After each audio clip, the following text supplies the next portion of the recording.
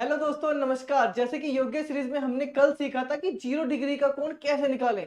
आज सीख लेंगे 180 डिग्री का कोण कैसे निकालते हैं। जितने संदीप सर आएंगे ना, इतने तो मैं तुम्हें पूरा का पूरा सिखा दूंगा। अभी वो आ रहे हैं थोड़ा सा, तो चलो सीखते हैं। भाई, हमने कल क्या सीखा था कि जो पहला वाला हमारा संख्या है, उसको 60/11 से गुनाई तो करनी थी। आज क्या करेंगे? 9 से कर लेंगे दूसरी अरे वाली रुक जा संख्या। रुक जा रुक जा, कैसे कैसे दोबारा मुझे बताइए, एक बार मुझे बताइए कैसे कह रहा है। बताइए एक बार कैसे। दूसरी वाली संख्या से 60 ये कह रहा है 8 और 9 के बीच 180 डिग्री का कोण कब बनेगा। तो मतलब तू ये कहना चाह रहा है कि कल पहली वैल्यू में 60/11 से गुणा करी, आज दूसरी वैल्यू में 60/11 से गुणा कर देंगे, यही कहना चाह रहा है है? यही कहना चाह रहा है? इसकी बात मैं और बता रही हूँ, सत्यानाश करवा देगा। ऐसे आदमी के चक्कर में मत पड़िए जब तुम्हें कम से कम पता ना हो करे। तो ये है मतलब क्या है, दूसरी वैल्यू कौन ने बताई, कहाँ पढ़ के आया या बात है तो बता दे। कल पहली से करिए, आज ये दूसरी। देखो देखी होएगी, कल पहली से करी तो आज दूसरी से करनी होगी। अपने आप ही अंदाजे लगा ले। ये वास्तविकता, ये पढ़ के लायक कहीं यह बात है। लेकिन एक तो हमें होशियार और एक हमें बहुत होशियार, उसे खुद ही पता है कि 0 डिग्री पर पहली वैल्यू में करी, 180 डिग्री पर दूसरी वैल्यू में कर देंगे। ऐसा ही है ना? ये गलत है, ये गलत है। दूसरी वैल्यू में ना करेगा, सीखना चाहेगा कैसे बेटा। ऐसे नहीं करते, ऐसे आ जाता है बच्चे के मन में कि पहली वैल्यू में 60/11 से कर दो, नहीं तो दूसरी वैल्यू में 60/11 से कर दो 180 डिग्री। ऐसे नहीं करना है। आज भी पहली वैल्यू का ही यूज है। बस 0 डिग्री के लिए क्या हो करे, 0 डिग्री के लिए तू गुस्सा तो रहेगा ना ना ना। गुस्सा तो रहेगा तू है। सीख ले ढंग से। हाँ जी। मैंने आप लोगों से बोला कि 0 डिग्री के लिए पहली वैल्यू में डायरेक्ट गुणा करते हैं 60/11 से, और 180 डिग्री में जो पहली वैल्यू है उसमें 6 जोड़कर जो प्राप्त वैल्यू होती है उसमें गुणा करते हैं 60/11 से। है जोड़ के क्यों? क्योंकि 6 बजे ही तो 180 डिग्री बनता है। 180 डिग्री का मतलब क्या है? ये हमेशा 180 डिग्री ही मिलेगी, ये जरूरी ना है। 180 डिग्री की जगह ऐसे भी मिल सकता है कि कब दोनों सुइयां एक दूसरे के विपरीत होंगी, और ऐसे भी मिल सकता है दोस्तों कि कब दोनों सुइयां एक दूसरे के आमने सामने होंगी। आमने सामने बोले, एक दूसरे के विपरीत बोले, 180 डिग्री बोले, ये एक ही बात है। क्या बात है? एक ही बात है। जैसे ही बोले कोई दिक्कत नहीं है। तो क्या करना है, पहली वैल्यू कितनी है बेटा? 8। 8। इसमें अपनी ओर से 6 जोड़ दो। कितना? 6। 8 और 6 14। अब तुम्हारे पास एक ऑप्शन तो ये है कि 14 गुणा 60/11 कर दो, लेकिन मैं तुमसे ये कहूंगा 14 गुणा 60/11 मत करो। इतना तो तू भी समझ रहा होगा कि 14 घड़ी में बजे थोड़ा ही है। 14 का मतलब क्या है? दो। है क्या? दो। सही तो बता रहा हो, कॉन्फिडेंस से बताना। ये ऐसे क्या कर रहा है, मतलब छोटी छोटी सी बात बता देखी तुमने। मतलब मैंने कही 14 का मतलब बोला 2, मैंने कह दी ठीक है, तो ये करो यस, मतलब ऐसे खुशी मना रहे हो जैसे बहुत बड़ी युद्ध पे थे विजयी है क्या रहो, और इसने मुझसे कही भैया वहां का राज्य जीत के आया। तेरा यार 14 का 2 सब जाने पुलकित, यार नादान ने कब छोड़ेगा तू। बेटा 14 का मतलब होता है 2, तो आप लोगों को जो 14 का अर्थ है वो 2 ही तो है। 2 कहां से आई फिर सुन लो, 12 के बाद 13 का मतलब 1, 14 का मतलब 2। तो 14 का मतलब 2, और इस 2 में डायरेक्ट 60/11 की गुणा करते हैं। 60 दूनी 120/11, और 120 में 11 से भाग देंगे तो 10 सही 10/11 मिनट आएंगे। बात आई बेटा समझ में? कितनी? 10 सही 10/11। कहां है ये ऑप्शन? ऑप्शन नंबर सी, बस यही राइट है। क्या ये बात समझ में आ रही है? पहली वैल्यू में 6 जोड़कर जो भी वैल्यू प्राप्त हो उसमें 60/11 ही गुणा करनी है। अगर 12 से कम है तो ये क्या कर रहा है? देखो कितने बढ़िया तरीके से भाई। आंख झपक रहा है। तू याद देख रहा है? आ जा। यो कह रहा हूं कितनी बढ़िया तरीका से आंख झपक रहा है। तू ही लगा के लाया होगा क्लास में, तुम तो मैं भी जानू।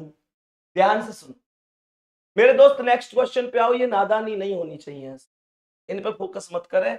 जाने जन कितने इनको भविष्य बिगाड़ दिया, आंख झपक झपक। आ नेक्स्ट क्वेश्चन पे, नेक्स्ट क्वेश्चन पे आ रहा हूं। तो मैंने कहा पहली वैल्यू में 6 जोड़कर 60/11 की गुणा करनी। अब जैसे ये पहली वैल्यू कितनी है? 10। बोल कितनी है? 10। 10 में कितना जोड़ दूं? है 10 में कितना? 10 और 6 16। 16 का मतलब 4। हाँ हाँ सही तो है। 16 का मतलब 12 से 4 ज्यादा, तो 16 बज रहे हैं, इसका मतलब 4 बज रहे हैं। गुणा कितनी? 60/11। 60 चौक 240/11, मतलब 240 में 11 से क्या देना है बेटा? 11 दूनी 22, बच कितने गए? 2, उतारी 0 और 11 एकम 11, कितने बच गए यहाँ? 9। कहां 21 सही 9/11 ढूंढ। 21 सही 9/11 ढूंढ कहां है? 10 बजकर 21 सही 9/11, यही आंसर है। क्या ये बात समझ में आई? बोलो क्या समझ में आई बच्चे? अब नेक्स्ट क्वेश्चन लगाओ एक बार। नेक्स्ट क्वेश्चन आ गया। अब देखो 3 और 4 के बीच 180 डिग्री पूछ रहा है, तो भैया यहां पहली वैल्यू कितनी है? प्लस कितना? 6। 3 और 6। इस बार ये 12 से ऊपर है ही ना, तो डायरेक्ट 9 में 60/11 गुणा कर देंगे। भाई पिछले सवाल में 12 से ऊपर वैल्यू थी, जैसे ये 10 और 6 16 आई, तो 16 का मतलब 4 निकाला था। उससे पिछले सवाल में क्या था? उससे पिछले सवाल में दिखाओ एक बार, जो सबसे पहला सवाल था। उस सवाल में क्या था? 8 और 6 जोड़े, 8 में तो 8 और 6 14, तो 14 का मतलब 2 आया। लेकिन इस बार वैल्यू 12 से ऊपर नहीं है। दिखाओ सवाल को। 3 में 6 जोड़ोगे तो 9 आएगा डायरेक्ट, कोई दिक्कत। और जैसे ही 9 गुणा 60/11 करोगे, 60 निम्मा 540, भाग दे दो कितने से? 11 चौक 44, बोला क्यों ना आए? बचे 10, उतारी 0, 11 निम्मा कितने बच गए? 49 सही 1/11। कहां है ऑप्शन में? पहले पे ही है, और क्या चाहिए? ऑप्शन मिल जाए, पहले पे ही मिल जाए, खुश। जैसे मैंने कल बताई कि 0 डिग्री का कोण जब मैंने कल बताया था तो 1 घंटे में 1 बार बनता था, और 12 घंटे में कितनी बार? 12 घंटे में तो वैसे 11 बार। 11 बार। ऐसा ही है यहां भी। जैसे 0 डिग्री का कोण 1 घंटे में 1 बार बनता है, पर 12 घंटे में 11 बार बनता है। सेम ऐसे ही 180 डिग्री भी 1 घंटे में 1 बार और 12 घंटे में 11 बार, और पूरे एक दिन में अर्थात 24 घंटे में कितनी बार? 22 बार। देखा, मैं बताता हूं क्यों। मेरे प्यारे दोस्त पढ़ो इसे ध्यान से। 180 डिग्री का कोण प्रत्येक घंटे में 1 बार बनता है। कितनी बार? 1 बार। लेकिन 12 घंटे में 11 बार, अर्थात 24 घंटे में 22। और अगर आपसे ये क्वेश्चन पूछे कि एक दिन में कितनी बार, तो एक दिन कितने घंटे का होता है? 24 का मतलब एक दिन की वैल्यू 22।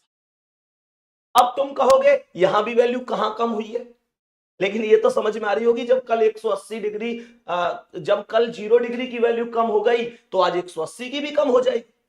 180 डिग्री की वैल्यू कहां कम होती है? सुनो, यह कोण कभी भी 5 और 6 के बीच तथा 6 और 7 के बीच नहीं बनता।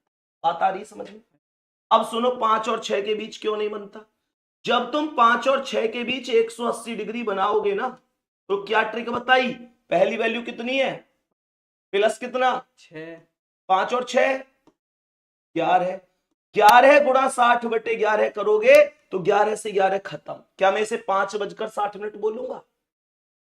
5:60 कोई समय हुए करे? 5:60 का मतलब क्या है? 5:60 का मतलब है कि 6 बज गए। तो ये 5 और 6 के बीच में कहां बना? ये तो करेक्ट 6 बजे बना, इसलिए ये वैल्यू काउंटेबल। और ना ही बनता है 6 और 7 के बीच में। क्यों?